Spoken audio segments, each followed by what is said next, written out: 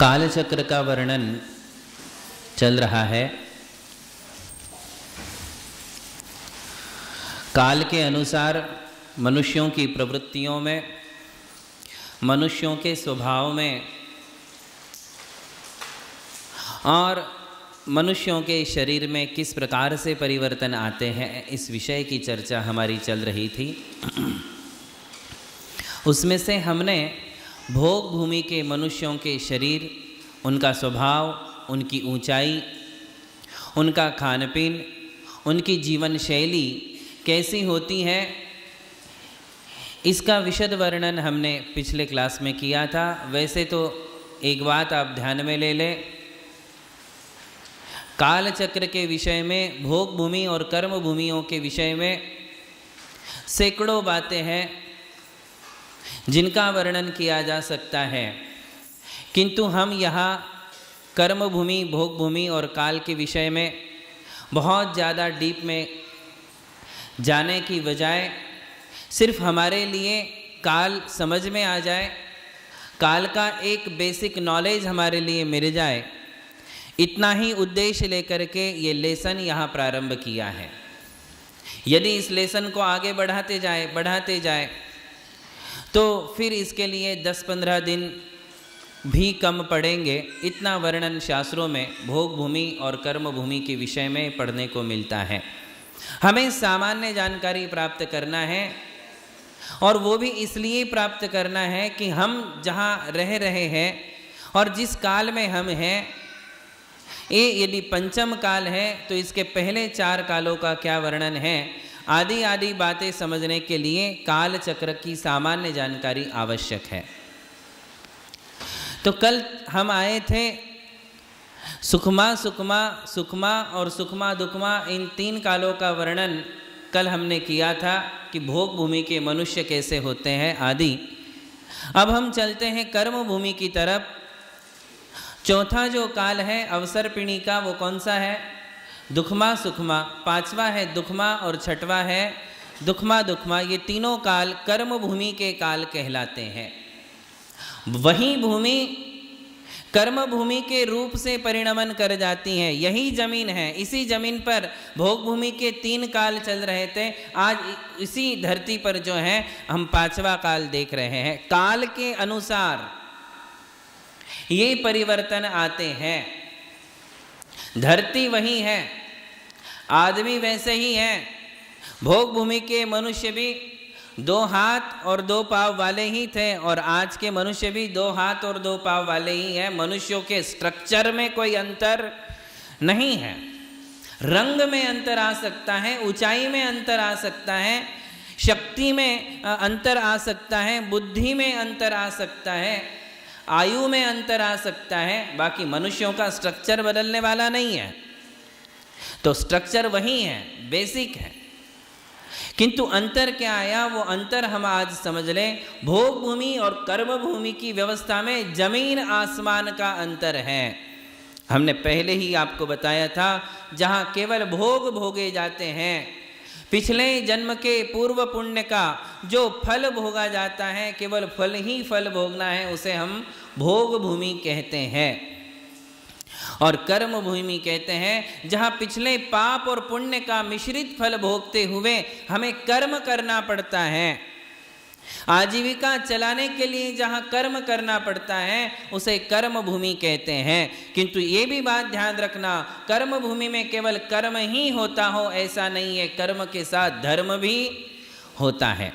धर्म भी कर्म का ही एक पार्ट है। कर्म भूमि में कर्मों के साथ साथ धर्म भी होता है।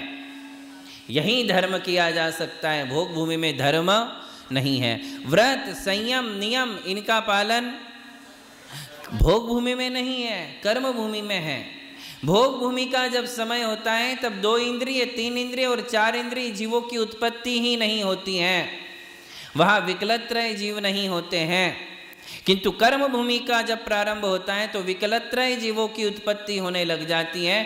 फिर हिंसा अहिंसा वाली बातें आने लग जाती हैं। इसी प्रकार कई बातें हमने आपको बताई थी कि भोग भूमि की जीवन शैली ऐसी है कि वहाँ उन्हें झूठ बोलने का काम नहीं पड़ता है, चोरी करने का काम नहीं करना, काम ही नहीं पड़ता है, परस्त्री सेवन, वेश्या सेवन जैसे पाप वहां नहीं होते हैं, वहां सातों व्यसन नहीं है। समझ रहे बात? भोग भूमि की जो जीवन शैली है उसमें मनुष्यों को मांसाहार या शराब या द्यूत, जुआ खेलना, परस्त्री सेवन, वेश्या सेवन, शिकार, ये सारे व्यसन वहाँ नहीं है, दुष्प्रवृत्तियाँ नहीं है, धोखाबाजी नहीं है, किसी प्रकार के कुकर्म वहाँ नहीं होते हैं, क्योंकि वो काल ही ऐसा है। और कर्म भूमि में आने के बाद आजीविका का प्रश्न आता है। वो कैसे आता है? देखिए, जब तीसरा काल समाप्त होने को आता है, सामान्य बात बता रहा हूँ, वर्तमान अवसर्पिणी की बात नहीं है, वर्तमान की भी बात बताऊंगा। वर्तमान अवसर्पिणी को भी यदि हम समझ लें तो हम सामान्य अवसर्पिणी भी समझ जाएंगे। तो जब तीसरा काल समाप्त होने को आता है तो कल्प वृक्ष धीरे धीरे जो है नष्ट होने लग जाते हैं। कल्प वृक्षों की कांति कमजोर होने लग जाती हैं, कल्प वृक्ष अपना फल देना बंद करने लग जाते हैं, वे कल्प वृक्ष सामान्य वृक्ष के रूप में परिणमन करने लग जाते हैं। और फिर वहाँ से चिंताएं प्रारंभ होने लग जाती हैं कि अब हम अपना उदर निर्वाह कैसे करें। आज तक तो भूख लगती थी तो हम कल्प वृक्षों के पास जाते थे, प्यास लगती थी कल्प वृक्ष से मांग लेते थे, रहने के लिए मकान चाहिए कल्प वृक्ष देता था, कपड़े पहनने को चाहिए कल्प वृक्षों से मिल जाते थे, ज्वेलरी मिल जाती थी, मनोरंजन के सारे साधन मिल जाते थे, ये सब कुछ उस समय हो जाता था। किंतु अब क्या करेंगे? धीरे धीरे जो है ये कल्प वृक्ष नष्ट होने लग जाते हैं। और फिर जो उस समय होता है उस समय की स्थिति हम आपके लिए बताते हैं। अब हम आते हैं वर्तमान।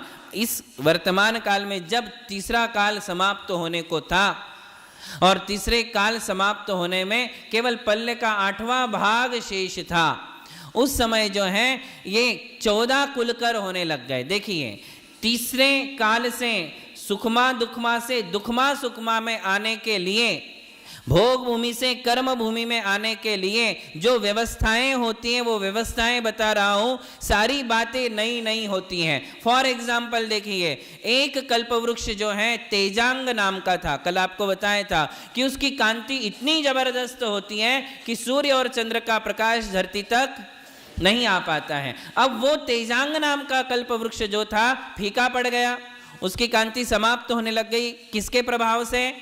काल के प्रभाव से। तीसरा काल समाप्त होने को आ रहा था, भोग भूमि का समय खत्म होने वाला था, इसलिए क्या हुआ? वो तेजांग कल्प वृक्ष जो है तेजहीन हो गया। तो अब क्या हुआ? आकाश में सूर्य और चंद्रमा दिखने लग गए। अब जब पहली बार लोगों ने, मनुष्यों ने सूर्य और चंद्र को ऊपर देखा तो सब डर गए, एकदम से डर गए। देखो, हम रोज देखते हैं, हम लोग नहीं डरते सूर्य और चांद को, किंतु उस समय के मनुष्य एकदम से डर गए कि ये दो चीजें क्या हैं? आकाश में आज दो नई नई चीजें दिखाई दे रही, कहीं वो हमारे ऊपर आकर के गिर तो नहीं जाएगी।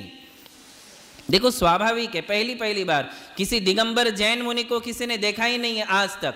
इस नग्न दिगंबर मुद्रा को जिसने आज तक नहीं देखा, वो चाहे जैन हो चाहे जैनेतर हो, फर्स्ट टाइम जब देखेगा तो चौंक जाएगा। कभी कभी डर भी जाते हैं कि ऐसा क्या है, ये कौन है, कहाँ से आए, किस जाति के, किस धर्म के हैं, ये कौन सी मुद्रा है।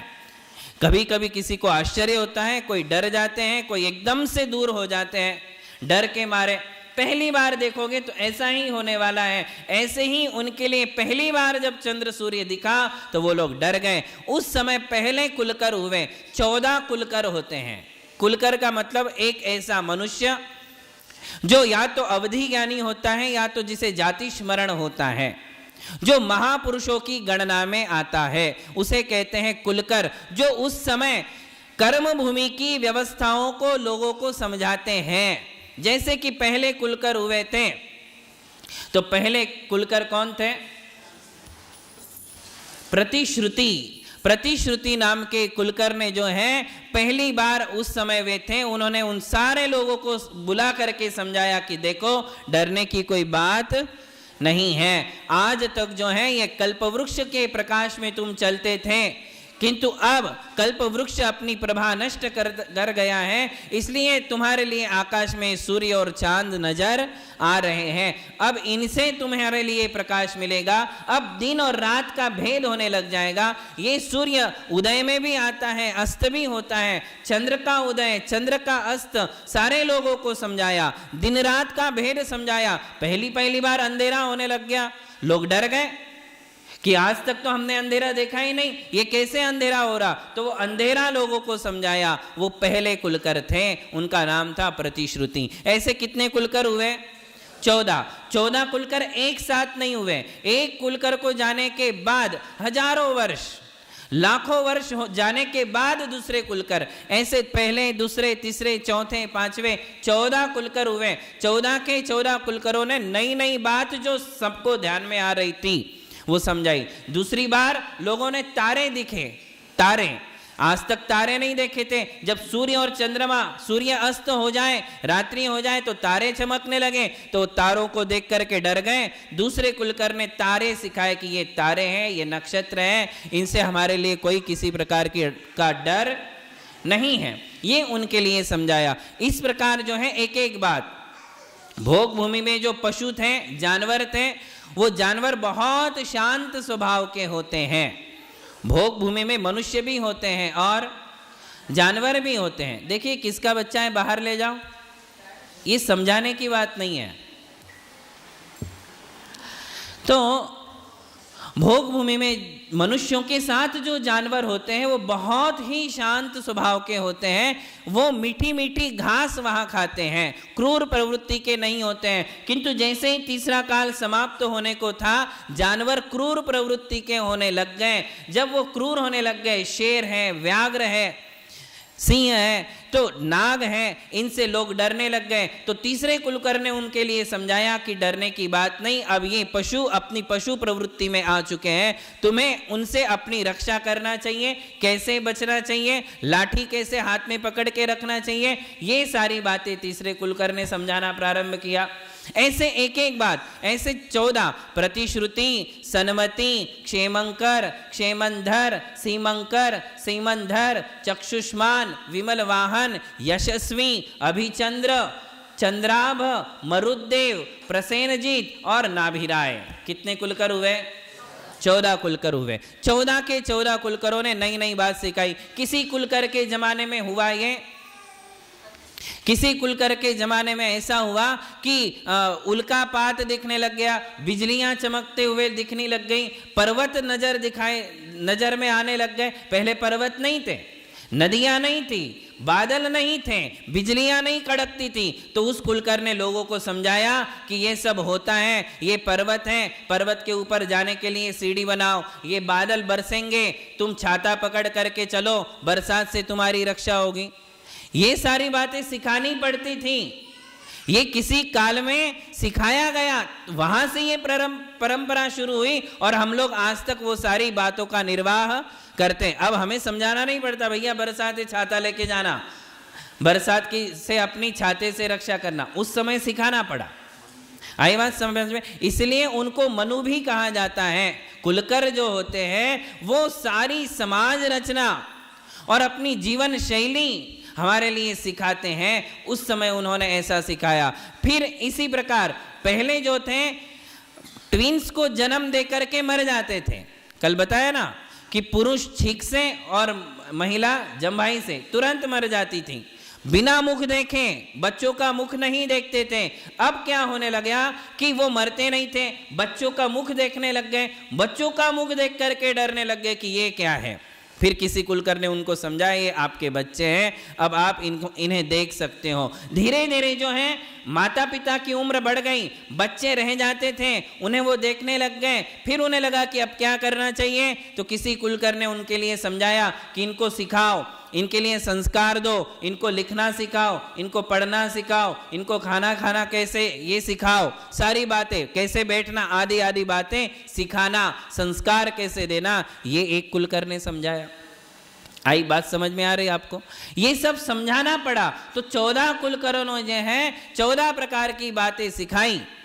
अंत के जो कुलकर थे वो थे नाभिराज, 14वें कुलकर थे। उनके पहले जो कुलकर थे उनका नाम था प्रसेनजित। वो प्रसेनजित ने क्या सिखाया, उस समय बच्चे जरायु के साथ पैदा होने लग गए। बच्चे जब जन्म लेते हैं तो उनके ऊपर एक छोटा सा हल्का सा कवर होता है जिसे जरायु कहते हैं। तो वो जरायु कैसे हटाना, ये प्रसेनजित ने सिखाया। और नाभि की नाल जो है वो बड़ी होने लग गई। तो नाभिराज जो आदिनाथ भगवान के पिताजी थे, पिता थे ना, नाभिराय ने सिखाया कि ये नाल कैसे काटना, नाल कैसे काट के अलग कर देना, ये नाभिराज ने सिखाया। ये भी सिखाना पड़ा। तो ये सारी बातें कुलकरों ने सिखाई। उसके बाद आदिनाथ भगवान हुए, उन्हें भी कुलकरों की गिनती में ले लेते हैं, क्योंकि आदिनाथ भगवान ने जो है हमारे लिए अपना जीवन निर्वाह, उदर निर्वाह कैसे करना चाहिए, ये मनुष्यों को सिखाया। क्या सिखाया? जब कल्पवृक्ष आदिनाथ भगवान के आते आते पूरे खत्म हो गए, एक कल्पवृक्ष बाकी रहा, एक ही, जो आदिनाथ भगवान के महल के रूप में खड़ा हो गया।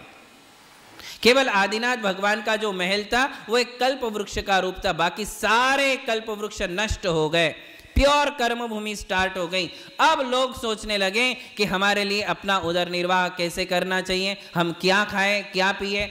अब तक तो कैसे भी करके कल्प वृक्षों से मांगे पूरी होती थी, अब क्या करें? तो आदिनाथ भगवान ने जो है मनुष्यों के लिए सिखाया कि असी मसी कृषि शिल्प सेवा और वाणिज्य। उन्होंने कहा कि भैया अब हमारी पूर्ति कल्प वृक्षों से होने वाली नहीं है, अब हमारे लिए कर्म करना पड़ेगा। बिना कर्म किए तुम्हारे लिए फल मिलने वाले, बिना कर्म किए तुम्हारा जीवन चलने वाला। आदिनाथ भगवान से जो कर्म करने की परंपरा शुरू हुई, जो आज तक अनवरत चल रही हैं। आदिनाथ भगवान ने 64 कलाएं सिखाई, स्वयं अपने 100 पुत्रों को और ब्राह्मी सुंदरी को उन्होंने अंक लिपि सिखाई, गणित सिखाया, ब्राह्मी लिपि सिखाई, सारी विद्याओं का ज्ञान उन्होंने अपने सारे पुत्रों को दिया और लोगों को भी सिखाया कि कृषि कैसे करना, खेती कैसे करना। ये धरती तुम्हें अनाज देगी, किंतु कैसे देगी, ये किसने सिखाया? इसलिए आदिनाथ भगवान को ब्रह्मा भी कहते हैं, युगादि पुरुष भी कहते हैं, आदि पुरुष भी कहते हैं। क्यों? क्योंकि उन्होंने जो है इस चतुर्थ काल की कर्म भूमि की व्यवस्था में पहले ऐसे वो हुए जिन्होंने उदर निर्वाह करना सिखाया कि किसानी करो, जो फसल आती हैं व्यापारियों को बेचो, व्यापारियों से पैसा लो और पैसा लेकर के अपना सारा उदर निर्वाह करो। तुम अपना जो है अपनी फसल उनको दो, उनसे जो है तुम कपड़ा लो, उनसे तुम जो है रहने के लिए, मकान के लिए जो कुछ भी लगता है वो सारा मटेरियल तुम उनसे लो। ये लेन देन की जो प्रक्रिया थी वो सारी प्रक्रिया कब से शुरू हुई? आदिनाथ भगवान से। फिर वर्ण व्यवस्थाएं प्रारंभ हो गई, जाति की व्यवस्था प्रारंभ हो गई, गलियां कैसे बनाना, शहरों का निर्माण कैसे बनाना, सड़क कैसे बनाना, गांवों के लिए, शहरों के लिए अस्पताल की जरूरत है, उनके लिए शिक्षालयों की जरूरत है, विद्यालय उनके लिए चाहिए, गांव के लिए एक कुआं चाहिए, आदि आदि सारी बातें आदिनाथ भगवान से ही प्रारंभ हुई। उन्होंने सब कुछ सिखाया। असी का मतलब है तलवार। क्षत्रियों को सिखाया कि कैसे तलवार चलाना। तलवार का मतलब केवल तलवार नहीं, सारी विद्याएं क्षत्रियों को जो चाहिए, धनुष कैसे चलाना, भाला कैसे चलाना, तलवार कैसे चलाना, क्षत्रियों ने प्रजा की सुरक्षा कैसे करना चाहिए, ये आदिनाथ भगवान ने उनके लिए सिखाया। इसे कहते असी कर्म। मसी कर्म का मतलब है मुनीम जी का काम, जिसे आज सीए कहते हैं, चार्टर्ड अकाउंट। ये भी किसने सिखाया? कुछ भी, कोई भी विद्या नई नहीं है, एक भी विद्या नहीं है। हमें लगता है कि नई नई विद्याएं निर्माण हो रही हैं, नई नई बातें सीखने को मिल रही हैं। एक भी विद्या इस संसार में नई नहीं है। हर विद्या के जनक कौन थे? जनक का मतलब समझाने वाले। विद्याएं तो अनादि निधन हैं, कलाएं अनादि निधन हैं। उन कलाओं को सबसे पहले किसने समझाया? आदिनाथ भगवान ने। मुनीम का काम कैसे करना, जमा खर्चा कैसे करना, आवक क्या है, इनकम क्या है, तोटा क्या हुआ है, ये सारी बातों का लेखा जोखा कैसे किया जाता है। बड़ी बड़ी कंपनियों का जो सारा लेखा जोखा, जमा खर्चा, आज ऑडिट क्या होता है, वो सब किसने सिखाया? आदिनाथ भगवान ने। तो ये चार्टर्ड अकाउंट वाली विद्या कोई नई नहीं है, पुरानी है। असी मसी फिर सिखाया कृषि, खेती कैसे करना चाहिए, जमीन को उर्वरा कैसी बनाना चाहिए, जमीन को जोतना कैसे चाहिए, कैसे उसमें बीज बोना चाहिए, बैलों से कैसे काम लेना चाहिए। सबसे पहले गन्ना करने की खेती उन्होंने सिखाई, गन्ना कैसे आ सकता है। फिर गन्ना आ गया तो अब उसका रस कैसे लिया जा सकता है, कैसे पीना है, कैसे भक्षण करना है, ये सारी चीजें कृषि कर्म।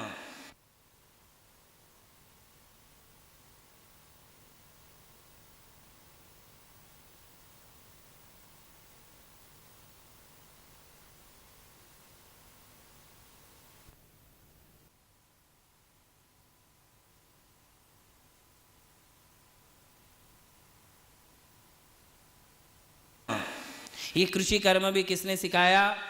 आदिनाथ भगवान ने। उस समय के लोगों के लिए ये सारी शिक्षाएं दी। असी मसी कृषि, शिल्प का मतलब है शिल्प कला, और शिल्प से लेकर के जितनी भी कलाएं वो शिल्प के नाम में आ जाती हैं। सारी कलाएं कि हमारे लिए घर कैसे बनाना चाहिए, मंदिर कैसे बनाना चाहिए, हाइट कितनी होनी चाहिए, दरवाजे कितनी हाइट के होंगे, खिड़कियां कितनी हाइट की होनी चाहिए, आदि आदि सारी बातें शिल्प कला। पत्थर के ऊपर हमारे लिए कार्विंग कैसे करना चाहिए, मार्बल के ऊपर कैसी कार्विंग की जाएगी, इसके अलावा कपड़ों के ऊपर कैसे हम चित्र निकाले जा सकते हैं, एम्ब्रॉयडरी बोलते ना, कैसे वो किया जा सकता है। फैशन डिजाइनिंग का कोर्स भी किसने सिखाया? किसने सिखाया? बिल्कुल आदिनाथ भगवान ने सिखाया। ये फैशन डिजाइनिंग, ये सारी बातें, बिजनेस मैनेजमेंट, ये भी किसने सिखाया? जितनी भी आज की डिग्रीज हैं, कोर्स हैं, वैद्यकीय जितनी भी डिग्रियां हैं, MBBS MD, ये BEMS और क्या है, जितने भी DHMS आदि, होम्योपैथी, एलोपैथी, आयुर्वेदिक, जितनी भी विद्याएं किसने सिखाई? नया कुछ भी नहीं है। हमने जो मिला था बेस, उस बेस में ही घटा बढ़ा करके हजारों लाखों आविष्कार किए। बाकी बेसिक जो मिला था, हमारे फॉर्मूला जो दे करके गए, वो कौन थे? आदिनाथ भगवान। उस पर फिर काम हम आगे बढ़ाते गए, किंतु बेसिक नॉलेज देने वाले आदिनाथ भगवान थे। तो कलाएं भी उन्होंने सिखाई हमारे लिए। लकड़ी के ऊपर कैसी कार्विंग की जा सकती है, चित्रकला, शिल्प कला, संगीत कला, नृत्य कला, कैसे नृत्य होता है, कथक कैसे होता है, भरतनाट्यम कैसे होता है, क्लासिकल क्या होता है, पॉप एंड रॉक सॉन्ग क्या होता है। अरे उसमें क्या है, तांडव नृत्य तो इंद्र भी करते थे कि नहीं?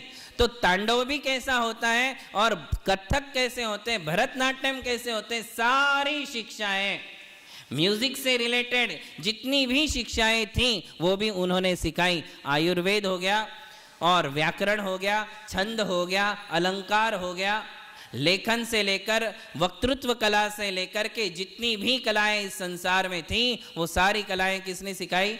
आदिनाथ भगवान ने। शिल्प कला, फिर कहा सेवा। अब कई लोग ऐसे हैं जो ये सारे काम नहीं कर सकते, तो उन्हें सेवा करना सिखाया कि नौकरी कैसे करना, जॉब कैसे करना।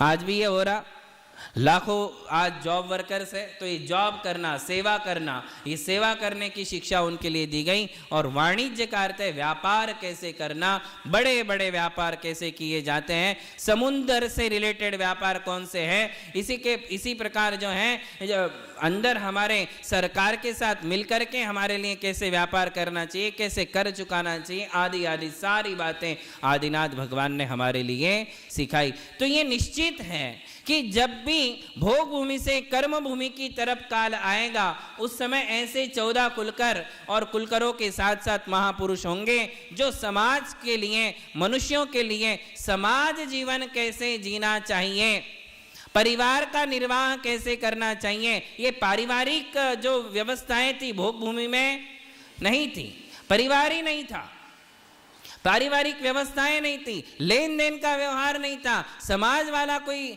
चक्कर ही उस समय नहीं था। किंतु कर्म भूमि में सारी बातों को आवश्यक जानकर खुलकर हमारे लिए ये सब सिखाते हैं। और इस प्रकार कौन सा काल प्रारंभ होता है? दुखमा सुखमा। कौन सा काल प्रारंभ होता है? इसी काल में हमारे लिए धर्म कैसे करना चाहिए ये शिक्षाएं मिलती हैं। मंदिर कैसे बनाए जाएंगे, मंदिरों की पंचकल्याणक कैसे होंगी, मूर्तियों में पंचकल्याणक की स्थापना कैसे की जाएगी, अभिषेक कैसे किया जाएगा, पूजन कैसे किया जाएगा, देव दर्शन कैसे किया जाएगा, मुनियों को आहार दान कैसे दिया जाएगा, ये सारी शिक्षाएं समय समय पर हमारे लिए इन्हीं महापुरुषों से प्राप्त होती हैं। दुखमा सुखमा काल में कर्म और धर्म ये दोनों व्यवस्थाएं प्रारंभ होती हैं। नियमों का पालन हमारे लिए कैसे करना चाहिए, संयम का पालन हमारे लिए कैसे करना चाहिए, आदि आदि सारी बातें दुखमा सुखमा काल में प्रारंभ होती हैं। ये वही दुखमा सुखमा काल है जिसमें 24 तीर्थंकर होते हैं। अब ले लीजिए ध्यान में जो अपने लिए समझने की मूल बात है कि तीर्थंकर कौन से काल में होते हैं, चौथे काल में। चौथे काल का नाम क्या है, दुखमा सुखमा। जब जब दुखमा सुखमा काल आएगा तब तब 24 तीर्थंकर होगे ही होगे, ये नियम है। और हमने आपको बताया काल चक्र अनादि काल से चल रहा है। उत्सर्पिणी फिर अवसर्पिणी, उत्सर्पिणी अवसर्पिणी, उत्सर्पिणी अवसर्पिणी। अवसर्पिणी का पहला काल कौन सा है, सुखमा सुखमा, और लास्ट वाला काल दुखमा दुखमा। उत्सर्पिणी का पहला काल दुखमा दुखमा और आखिरी वाला सुखमा सुखमा। तो अवसर्पिणी में जब दुखमा सुखमा आएगा उसे हम चौथा काल कहेंगे। उत्सर्पिणी में जब दुखमा सुखमा आएगा तब उसे हम तीसरा काल कहेंगे। ये दुखमा सुखमा जब जब भी आएगा तब तब 24 तीर्थंकर होंगे, 12 चक्रवर्ती होंगे, 9 नारायण होंगे, 9 प्रतिनारायण होंगे, 9 बलभद्र होंगे ही होंगे। इन्हें कहते हैं 63 शलाका पुरुष। क्या कहते हैं, कौन से काल में होंगे ये, चौथे काल में ही होंगे। दुखमा सुखमा काल में ही ये सारे महापुरुष जन्म लेते हैं, किंतु एक साथ नहीं लेते हैं, वो पूरा चौथा काल कवर करते हैं, पूरा चौथा काल कवर करते हैं। हमने शायद आपको काल का प्रमाण नहीं बताया, काल का प्रमाण भी सुन लीजिए। पहले काल के मनुष्यों की आयु कितनी थी, 3 पल्ले थी। कितनी, फिर दूसरे काल में, तीसरे काल में 1 पल्ला हो गया। ये मनुष्यों की आयु बताई, किंतु वो काल कब तक चलेगा, पहला काल कब तक चलेगा, तो कहते हैं 4 कोड़ा कोड़ी सागर प्रमाण काल तक पहला काल चलेगा। कितने, 4 कोड़ा कोड़ी सागर। दूसरा काल कब तक चलेगा, 3 कोड़ा कोड़ी सागर। तीसरा काल कितनी देर चलेगा, 1 कोड़ा कोड़ी सागर। यानी इतने समय तक 3 पल्ले वाले, 2 पल्ले वाले, 1 पल्ले वाले मनुष्य होते रहेंगे, होते रहेंगे, होते रहेंगे। फिर चौथा काल आएगा। चौथे काल का प्रमाण कितना है, तो कहते 1 कोड़ा कोड़ी सागर में 42,000 वर्ष कम। कितने कम, देखिए ध्यान देकर सुनोगे तो आपको बिल्कुल समझ में आ जाएगा। ये जो सागर वाला प्रमाण है ये असंख्यात है। 3 संख्या ध्यान में है अपने को, संख्यात, असंख्यात और अनंत। तो ये पहले दूसरे तीसरे काल का जो प्रमाण है वो भी असंख्यात है, और मनुष्यों की जो आयु है वो भी असंख्यात है।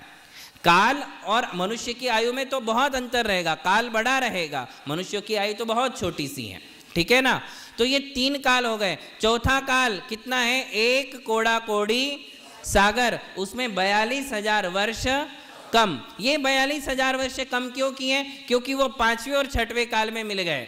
5वें काल का प्रमाण 21,000 वर्ष जिसमें हम हैं, ये कितने हजार वर्ष का है, 21,000 वर्ष। और 6वां काल में ही 21,000 वर्ष। यही 42,000 किस में से कम किए, चौथे काल में से। तो कुल अवसर्पिणी का काल कितना हो गया, 4 और 3 7 और 2 9 और 1 10। 10 कोड़ा कोड़ी सागर का अवसर्पिणी काल, 10 कोड़ा कोड़ी सागर का उत्सर्पिणी काल। दोनों मिलकर के क्या बनता है, कल्प काल बनता है। क्या बनेगा, कल्प काल। बस यही बात समझ में आना है। हमारे लिए जो समझना है वो ये है मूल बात, कि जब भी मोक्ष होगा तो कौन से काल में होगा, दुखमा सुखमा बोलो, कौन से काल में होगा, दुखमा सुखमा। क्यों दुखमा सुखमा बोलना, क्योंकि ये अवसर्पिणी का चौथा है, उत्सर्पिणी का तीसरा बन जाता है।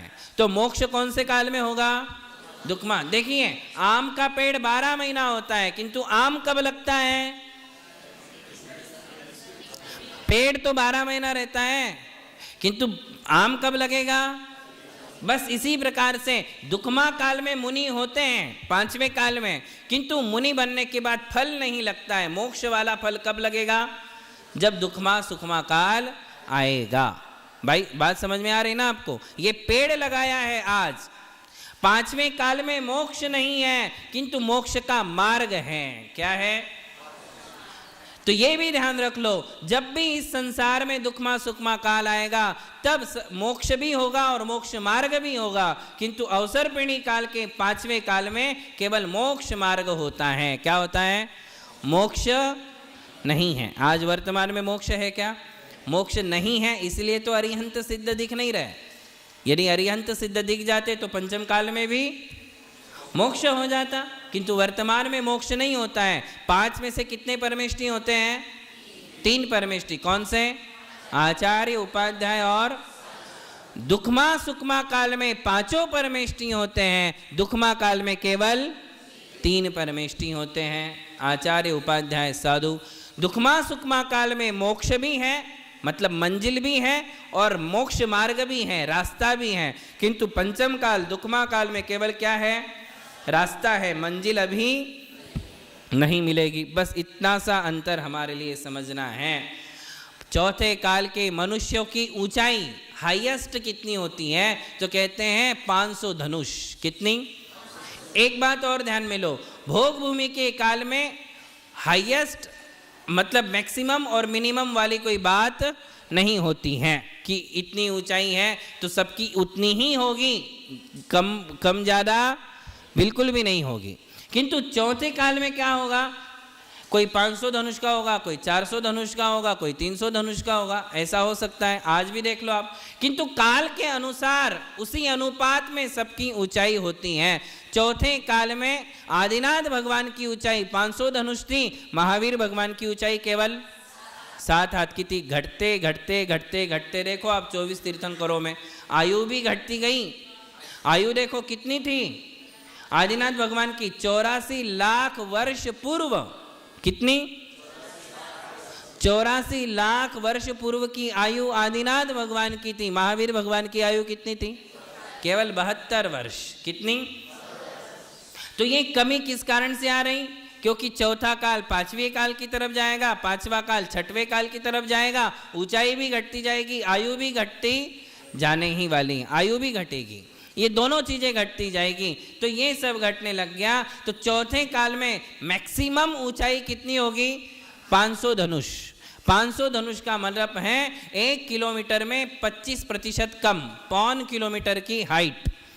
बाहुबली भगवान 1.25 किलोमीटर के, आदिनाथ भगवान भी 1.25 किलोमीटर के थे, और भरत चक्रवर्ती भी कितने? 1.25 किलोमीटर के ही थे। पहले काल में कितने थे? 9 किलोमीटर। दूसरे काल में, तीसरे काल में 3 किलोमीटर, और चौथे काल के स्टार्टिंग में मनुष्यों की हाइट क्या थी?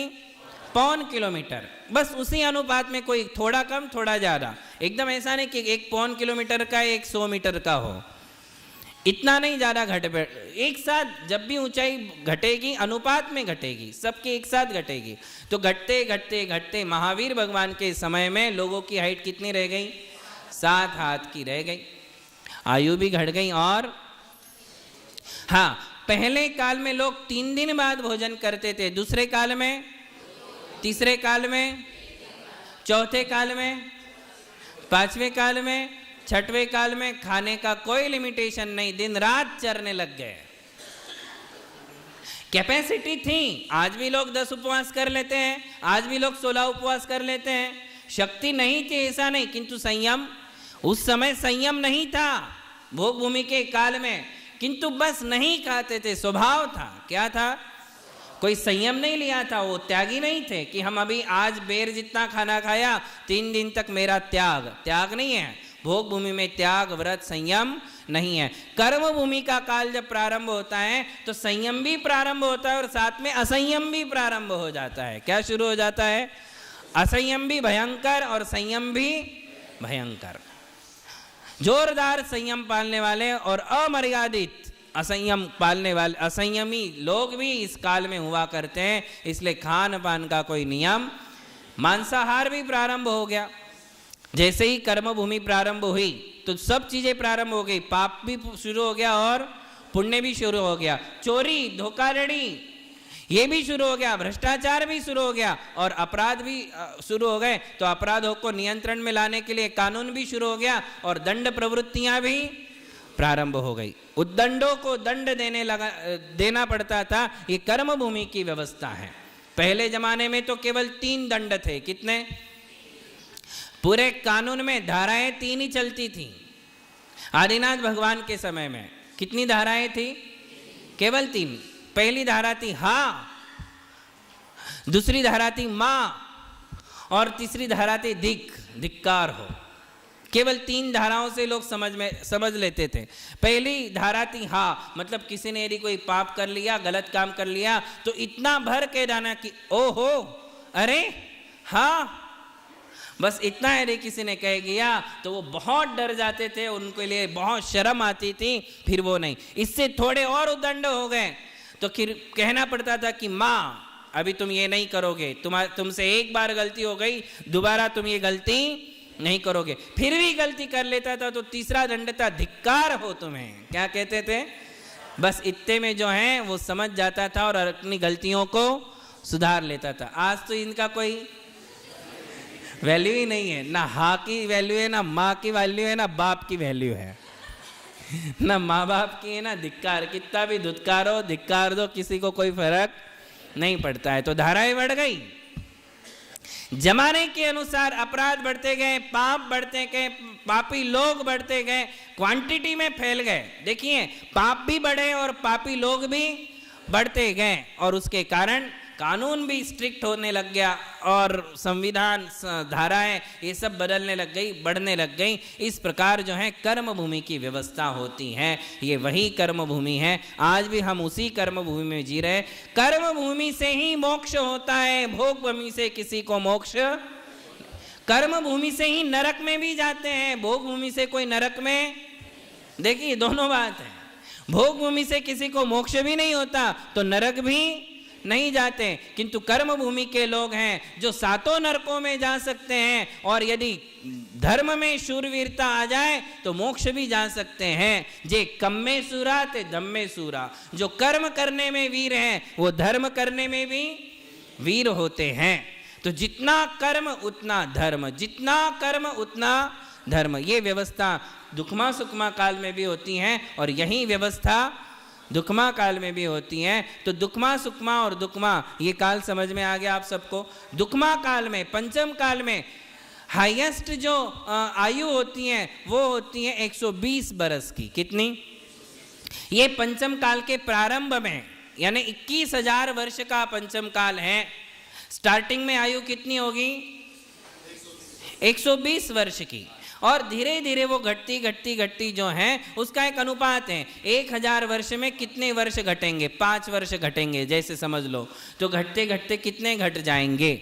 तो ये घटता जाएगा 5वें काल के अंत तक। आज 120 वर्ष का कौन है? बहुत रेयर कोई मिल गया तो मिल गया, और इससे ज़्यादा मिल जाए तो वो अपवाद है। क्या है? अपवाद है, वो मूल नहीं है। बाकी नियमानुसार पंचम काल में 120 साल के ऊपर कोई नहीं जी सकता है। वो भी स्टार्टिंग में धीरे धीरे वो भी घटेगी। और हाइट जो होती है 7 हाथ से ऊपर किसी की नहीं होती है। पंचम काल की मैक्सिमम हाइट कितनी? 7 हाथ। वो 7 हाथ की हाइट भी घटती 7 हाथ कितना समझ रहे हैं आप? 1 हाथ आप 1.5 फीट का समझ लो, 1.5 फीट का समझ लो 1 हाथ, तो कितना हो जाएगा? 7 हाथ। 10.5 फीट का कौन मिलेगा आज? कोई है? 10.5 फीट पे तो अपना पहला फ्लोर होता है, 9 पे ही जाते हैं। तो जो है वो घटती गई, हाइट भी घटती गई और धीरे धीरे घटते जो है 3 हाथ पे आ जाएंगे, 3.5 हाथ पे। कितने?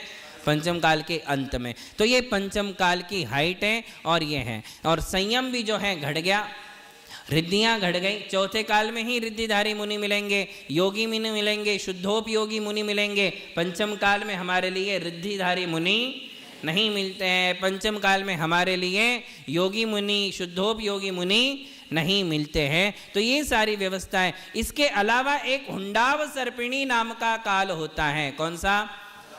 हुंडाव सर्पिणी वो इससे अलग है, उसका क्या प्रभाव होता है वो बताएंगे। अभी हम हुंडाव सर्पिणी में ही हैं, सामान्य अवसर्पिणी वाले लोग नहीं है। हम कोई सामान्य लोग नहीं है, हम हुंडाव सर्पिणी वाले हैं। वो कैसे टेढ़े विचार वाले होते हैं वो हम आपके लिए बताएंगे। छठवां काल क्या होता है वो भी हम आपके लिए कल बताएंगे। आज इतना ही रखते हैं। महावीर भगवान की